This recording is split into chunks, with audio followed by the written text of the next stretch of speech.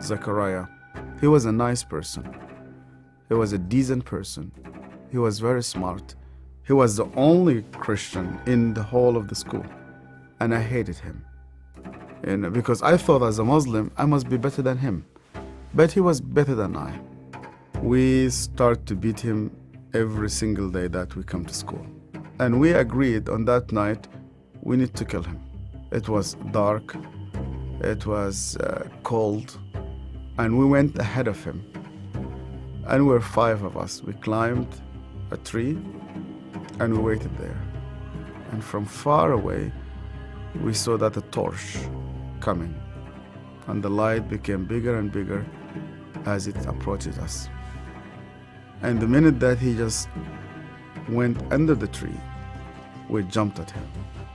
He was crying, he was screaming, he was shouting. We broke his arm, we broke his leg. He started to bleed. And because he started to scream and begging for help, I put my hand in his mouth so that no noise will come out of him. Similar when you are slaughtering a sheep, it's just shivering, and the others were beating him. I felt very proud. You were actually doing something for Allah. You want to please him. And suddenly, he could no longer breathe, and we could not hear his voice. We left him in the wood between life and death. We went back, you wash yourself, and you pray. And Zechariah never came back. I've never seen him again. I was born and raised up in a very, very fanatic Muslim family. When I was a child, my father brought me to a Quran school. I was only 8 years old, and my father just dropped me there. They shaved my head. We sat in a circle. The Shaykh sat in the middle of this circle, and he has a very long whip. I was forced to memorize the Quran. Every mistake that you do, this whip will just come right in the middle of your head. You're not allowed to cry, because in our culture they tell you men never cry. I was crying every single night. And they told me, you belong to the Islamic Ummah, and that's why you fight for it, you stay loyal to it. I started to hate people, to hate everybody who's not a Muslim. And I especially used to hate the Jews. So I was preparing myself to go and fight for Allah in the jihad.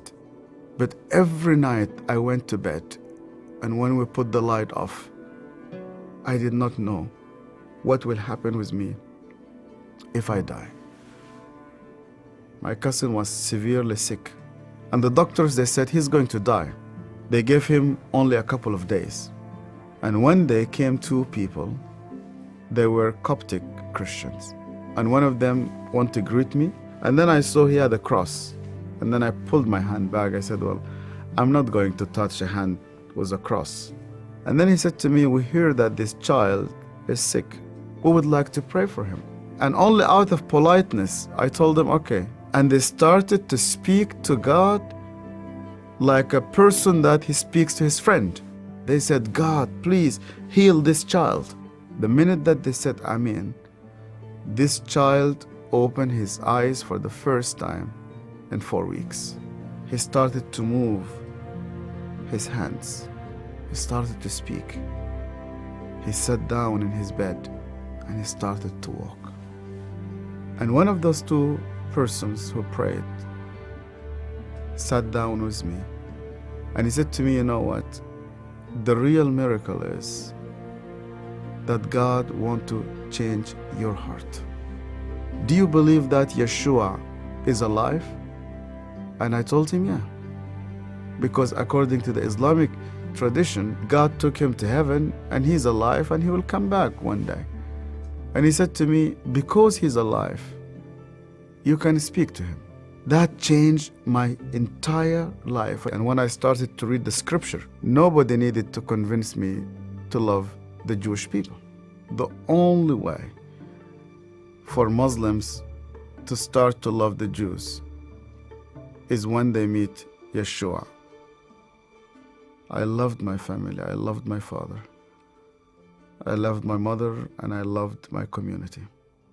And when I decided to follow Yeshua, my grandfather and my father said to me, "You are no longer one of us."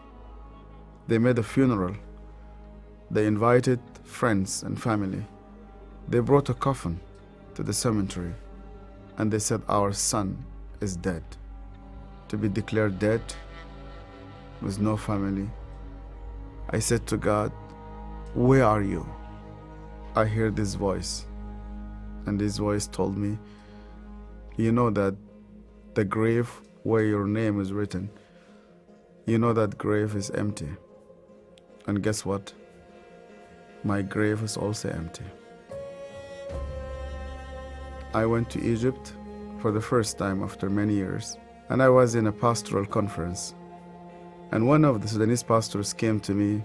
It's an elderly man, gray hair. He started to speak to me, and he asked me, "Where did you come from?" I told him my story. He started to cry. And then I asked him, "Why are you crying?" And he said to me, "Do you remember me? My name is Zachariah."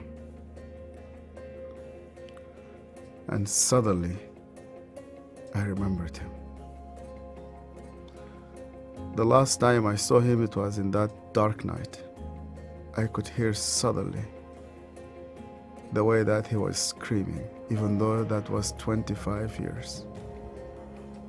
Suddenly I started to see his broken arm and broken legs. I started to see the scars which I caused him. I started to be full of shame. I was a bad person, yeah. I was terrible. So Zechariah looked me straight into the eye again, and he said to me, "Yasser, because you hated me so much, I was always praying for you." He opened his Bible, and the minute he opened his Bible, I saw that my name was written in the first page. I hated him. He prayed for me. On that day, God confronted me.